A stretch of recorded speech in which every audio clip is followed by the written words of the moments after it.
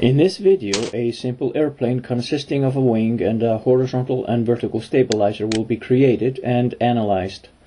At the end of the video, you should know enough to start creating your own aircraft models and be able to begin extracting critical information about your design.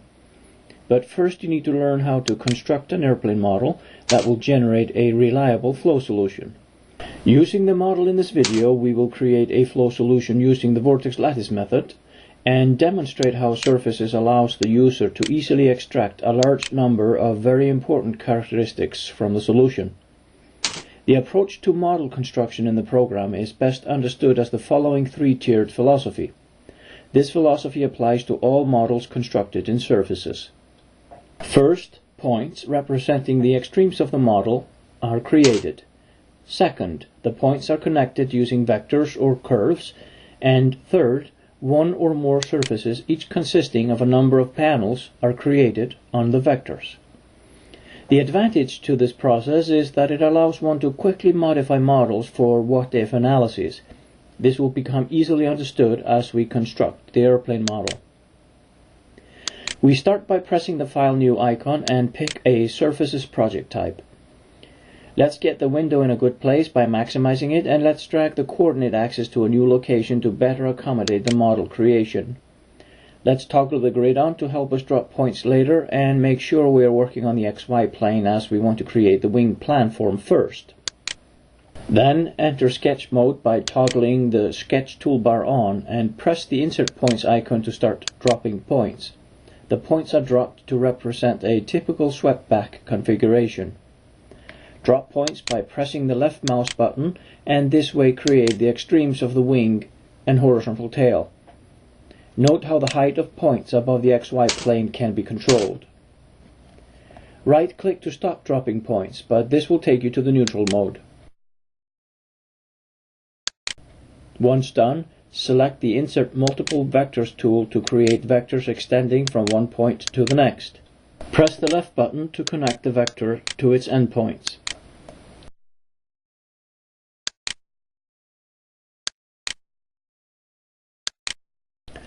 Once done, we inspect the vectors to make sure their directions are correct, but they should point in a positive X and positive Y direction. This ensures panels will be created with the proper orientation of normals. Incorrectly placed vectors can be easily corrected by an operation called flipping. Simply double-click on the vector and press the flip button.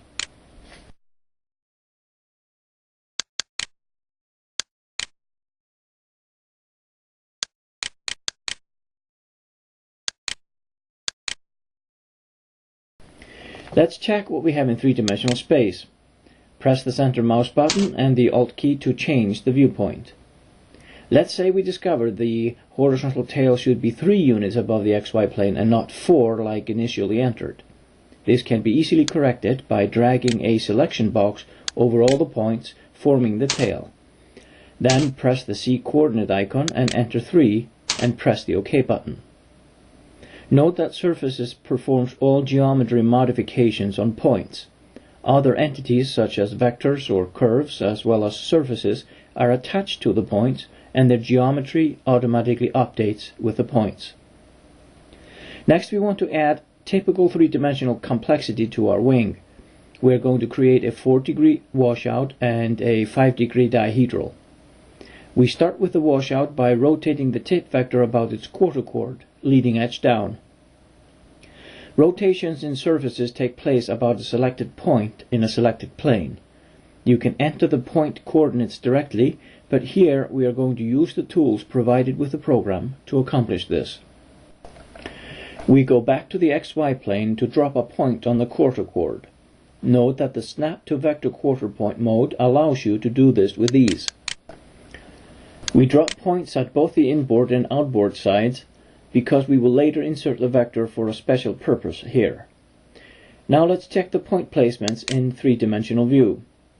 Oops, we see now that we have forgotten to change the height above the XY plane when we drop the points.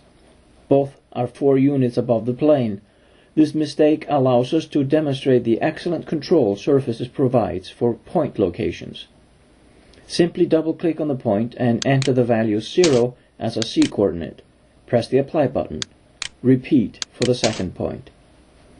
Now let's proceed with the creation of the washout.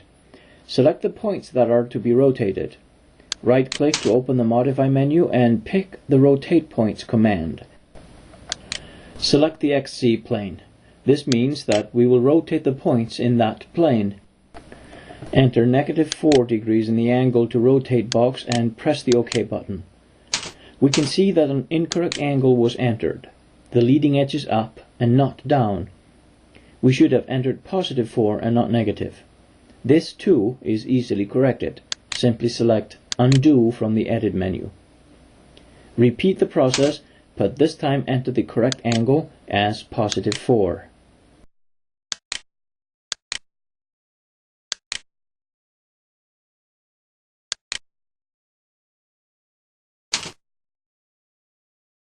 Now let's add the dihedral. Select the YZ view plane, which contains the view of the model looking from back towards the front.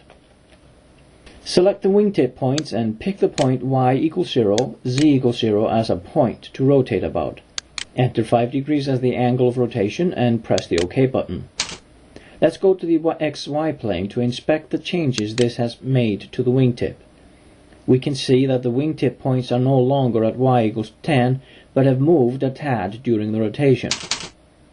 For the purpose of ensuring that panels will be created parallel with the x-axis, these points will be forced to be at Y = 10. Select the 3 points and then the Y coordinate icon. Enter 10 and press the OK button. An experienced vortex-lattice model maker ensures that panels on the wing end up coinciding with the panels on the horizontal stabilator. If not, a computational error called piercing vortex error may creep in and either magnify computational error or render the model unsolvable.